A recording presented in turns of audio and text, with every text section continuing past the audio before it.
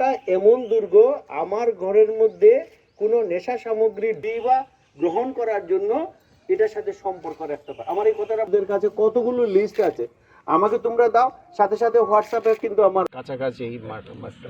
হ্যাঁ, এটা এমনি তো জায়গাটার কি বলে মধ্যপাড়া। এটা আইনি ব্যবস্থা নেই, শুধু আইন দিয়ে এখন পর্যন্ত আমরা কোনো সংশোধন করতে পারি, আইন পানিশমেন্ট দিতে পারি। সবাই মিলে আমরা এই প্রচেষ্টাটা নেব। আমার মনে হয় যে it is a good effort. ঠিক আছে, থ্যাংক ইউ। আমার কথা হলো যে ঘর এবং স্কুল থেকে আমাকে সংশোধন শুরু করতে না পারে, কোন পুলিশ এসে তার ছেলেকে ঠিক করে?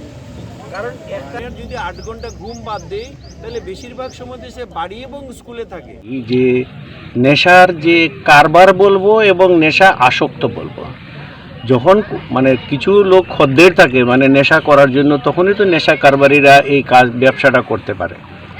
তো এটা আমরা সারা রাজ্যেই দেখতে পাইতেছি যে সব জায়গায় একটা খুব কম বয়সী ছেলে মেয়েরা স্কুলে পড়ে, 12 বছর, 14 বছর, 16 বছর, এবং তাদেরকে কাজে লাগাইতেছে অনেক বড় যারা মাথা আছে তাদের পিছনে আছে। ছোটো ছোটো কৌটার মধ্যে পাউডার নেওয়া বা ট্যাবলেট নেওয়া, এমন এরা এটা জানে বা যারা এটা চালায় তারা জানে যে কি পরিমাণ ডোজ থাকলে পরে তাদেরকে অ্যারেস্ট করা যায় না বা এনডিপিসি অ্যাক্টে তাদেরকে আটক করা যায় না।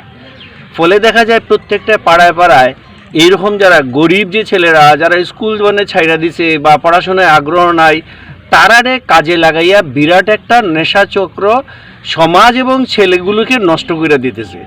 এবং এটার ফলেই দেখা যাইতেছে যে বিভিন্ন পাড়ায় পাড়ায় বা আমরা দেখতেছি মেয়েরা বিভিন্নভাবে আক্রান্ত হইতেছে। অর্থাৎ এই নেশার সাথে মহিলা সংক্রান্ত যে ক্রাইম, এটা ওতপ্রোতভাবে জড়িত। তো আমি এবং আমার এলাকার যারা আছে নাগরিক, যারা যেখানেই আমাকে ডাকছে এবং তারা চায় যে এই নেশার হাত থেকে বাঁচতে, সেখানে আমরা আমার যে আছে আমাদের রামনগর আউটপোস্ট আছে, তার ওসি আমার সাথে বসে আছে বিশ্বজিৎ দাস, এসডিপিও মানে সদর এবং আমাদের এসডিপিও এনসিসি থানা, তাদের সাথে আমরা সবসময় এটা আলোচনা করে আজকে যেমন এটা 3 নম্বর ওয়ার্ডে এইখানে কিছুদিন আগে একটা ঘটনা ঘটতে গেছিলো। সেখানে একটি ছেলেকে পুলিশ কাস্টডিতে নিয়ে গেছে এবং আরও কিছু যারা এদেরকে আক্রমণ করছিল তারাও মানে আছে, পুলিশ কেসের আন্ডারে তারা আছে। তো এই উদ্দেশ্য হলো যে যারা আছে, এখন আমরা একটা জিনিস জানি যে যদি জনগণ যদি শুধু বলে পুলিশ তাদেরকে সব কাজ করে দিলে, এটা কখনো সম্ভব হবে না। পুলিশ দিয়ে আমাদের এটা পুলিশ থাকবে, পুলিশের একটা কাজের সীমাবদ্ধতা আছে, সেটা করবে। কিন্তু আমরা জানি যে এই যে কাণ্ডগুলো ঘটে, সব থেকে বড় 3 জন শিক্ষক আছে, হয়তো অনেকেই জাগে না, আমাদের পড়াশোনার মধ্যে এটা আসে না। আমাদের 3 জন শিক্ষক যদি মনে করে সমাজটাকে পাল্টাবে, তাহলে পাল্টাতে পারে। তাহলে প্রথম শিক্ষক হচ্ছে আমাদের মা, দ্বিতীয় শিক্ষক হচ্ছে আমাদের বাবা, তৃতীয় শিক্ষক হচ্ছে শিক্ষক মশাই স্কুলে। এই জায়গায় যদি আমরা এটাকে সংশোধন না করতে পারি, তাহলে এই জাতীয় ক্রাইমে আমরা বন্ধ করতে পারবো না। তাই আমি আমার যে এলাকার যেখানে যা পাই, এই মানুষের সাথে আলাপ করে যাতে সামাজিক ব্যাধির মতো এই যে নেশার প্রভাবটা ছড়িয়ে পড়েছে, সমাজটাকে শেষ করে দিচ্ছে, তাদের সাথে আলাপ করছি এবং এই বার্তাটা ছড়িয়ে দিচ্ছি যে তারা সবাই সতর্ক হোক, তারা একযোগে যদি রুখে দাঁড়ায় এবং পাশাপাশি প্রশাসন এবং পুলিশ সেখানে সাহায্য করবে, এই বার্তাটা আমরা দিতে চাই। আমি আমার পুরা নির্বাচনী এলাকায় বিভিন্ন জায়গায় আমরা এই মিটিংগুলো করছি, এই উদ্দেশ্যকে ছোট ছোট করে মিটিং করছি, ওদের সাথে কথাবার্তা বলছি।